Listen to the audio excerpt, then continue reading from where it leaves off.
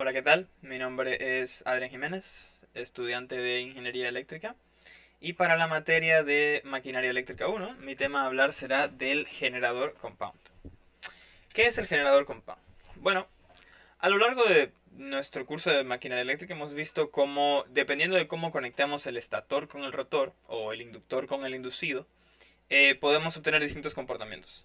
Los dos comportamientos que nos interesan ahora son el shunt, donde conectamos el inductor con el inducido en forma paralela, y el serie, donde los conectamos en serie. Eh, estos dos comportamientos vamos a juntarlos. Y al juntarlos, las bobinas del estator estarán conectadas tanto en serie como en paralelo con el inducido.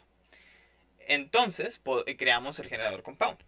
Y como se podrán imaginar, el comportamiento del mismo no es más que una combinación entre estos dos comportamientos. El diagrama esquemático, bueno, son dos diagramas esquemáticos porque tenemos dos formas de realizar un generador compound. Un generador compound compuesto largo, donde el, el inductor shunt estaría conectado en uno de los terminales del inductor serie y el otro terminal conectado directamente después del arrollamiento serie. Mientras que en el compuesto corto conectaríamos directamente el shunt en paralelo con las borneras del inducido.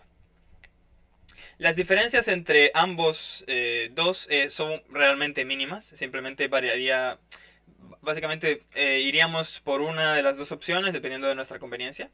Cabe recalcar, que se me olvidó mencionar, que un dato curioso es que el embobinado de la parte serie no es en magnitud el mismo, no es realmente el mismo que un embobinado si el generador fuese solamente serie, sino que a la hora de trabajar con un compuesto, el embobinado es reducido hasta un 30 o un 20% de la cantidad de vueltas en ese inductor serie. Para observar el comportamiento del mismo, vamos a graficar vamos a observar en el eje de las Y el voltaje al que se le aplicará y en el eje de las X la corriente. Vamos a ver qué ocurre si aumentamos la carga o aumentamos la demanda de carga, que sería básicamente el aumento de la corriente, o también el aumento de la intensidad de flujo magnético, porque ambos son proporcionales. En vacío, como no pasa corriente por la parte seria, es totalmente despreciable. Entonces, el comportamiento en vacío de un generador compound es exactamente igual al de un generador shunt, donde la curva que describe de voltaje corriente es extremadamente similar, por no decir la misma, que la curva de saturación del material.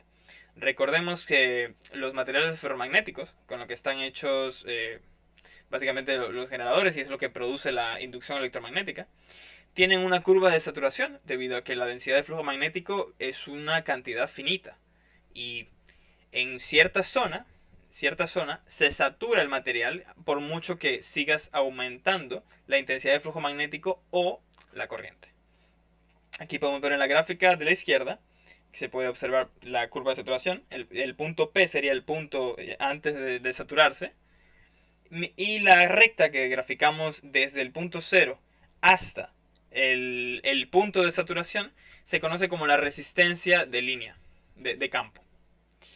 En carga es donde ocurre lo interesante y es donde podemos ya imaginarnos más o menos cuál será la utilidad de este generador. Y es que como ambos son combinaciones del generador shunt y generador serie, tiene dos comportamientos, un comportamiento aditivo y un comportamiento sustractivo, donde en el aditivo se suman ambos, mientras que en el sustractivo, como propio dice el nombre, se restan ambos. En el aditivo tenemos tres casos, donde en el caso de compuesto plano, básicamente por mucho que aumente la demanda de corriente, por mucho que aumente la demanda de la carga, el voltaje se mantendrá lo más constante posible, como se puede observar en la gráfica, que es la número 1. Mientras que si el voltaje aumenta cuando aumentamos la carga, se conoce como hipercompuesta del prefijo hiper. Contrario a esto, si el voltaje baja cuando aumenta la corriente, se conoce como hipocompuesta. Todas estas tres, 1, 2 y 3, son comportamientos aditivos del generador compound. Mientras que el comportamiento diferencial lo que hace sería restar ambas dos señales. Y va a llegar un punto de la corriente, de la demanda de carga, donde el voltaje se irá a cero.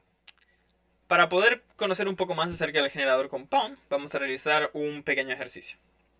El problema nos dice: un dínamo de excitación compuesta larga de 100 kilovatios, 250 voltios, 1450 RPM, representa una resistencia de inducido de 0.03 ohmios, de devanado auxiliar de conmutación 0.01 ohmios, de devanado de excitación serie 0.02 ohmios y de devanado de excitación derivación 100 ohmios. Se considera una caída de tensión por contacto de escobilla con colector de 1 voltio. Calcular cuando la máquina funciona a plena carga lo siguiente: la intensidad que suministra la carga, la intensidad en el inducido, el valor de la FEM, de la fuerza electromotriz inducida, la potencia eléctrica total y las pérdidas de potencia por efecto Joule en los devanados y escobillas. Para observar la corriente que demanda la carga, simplemente tendremos que utilizar la potencia nominal entre el voltaje nominal y obtendremos que, básicamente a plena carga, se están siendo entregados 400 amperios. En el segundo literal, como queremos ver la corriente del inducido, simplemente recordando el gráfico anterior, podemos hacer una ley de Kirchhoff en el nodo que está en el centro de todo, donde nos quedará que la corriente del inducido va a ser igual a la corriente que pide la carga más la corriente de excitación. Aquí ya está calculado 402.5 amperios, y esta corriente de excitación, más abajo la calculé, dividiendo el voltaje en bornes por la resistencia de derivación o la resistencia de campo shunt.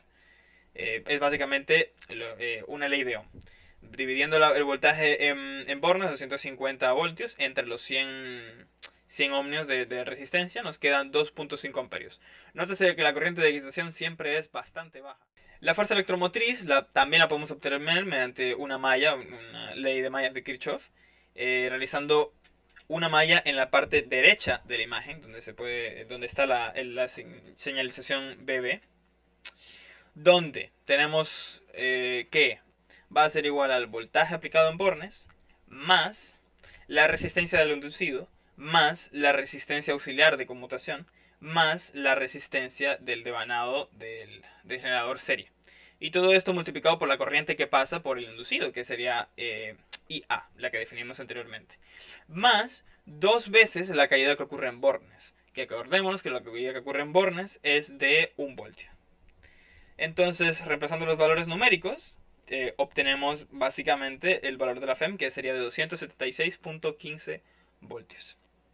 Para el literal D nos pide la potencia eléctrica total, y para ello simplemente podemos calcular la potencia eléctrica total como la multiplicación de la FEM producida por la corriente del inducido. Una simple multiplicación de 276.15 por 402.5 nos da un valor de 111.1 kilovatios. Y las pérdidas por efecto Joule, lo más sencillo del mundo, restamos simplemente la potencia total que se está generando por la potencia nominal del sistema. Entonces los 111.15 kilovatios menos los 100 kilovatios nos dan un total de pérdidas de 11.150 kilovatios. Las aplicaciones en la industria del generador compound, como pudimos ver en las diapositivas anteriores, uno de los comportamientos muy utilizados es la respuesta plana, donde por mucho que aumente la demanda de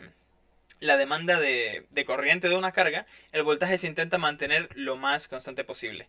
Esto se puede utilizar y se puede incluso llegar a un punto donde los arrollamientos shunt y arrollamientos en serie converjan y llegues a un punto donde el voltaje se mantenga constante por mucho aumento de carga que exista. Esto es extremadamente útil, ya que, por ejemplo, en el generador shunt es uno de los problemas que tiene. Si la carga momentáneamente aumenta, puede ocurrir una caída de voltaje que puede afectar negativamente cualquier equipo. Uno de los donde más se utilizan en máquinas de construcción sería en grúas o incluso en laminadoras. También se puede emplear en pequeñas instalaciones que precisan de tensión constante, sustituyendo completamente el generador shunt por el motivo que les mencioné anteriormente. Entonces es un generador bastante utilizado en la industria y bastante útil por esa propiedad. Mis referencias, y muchísimas gracias por escucharme.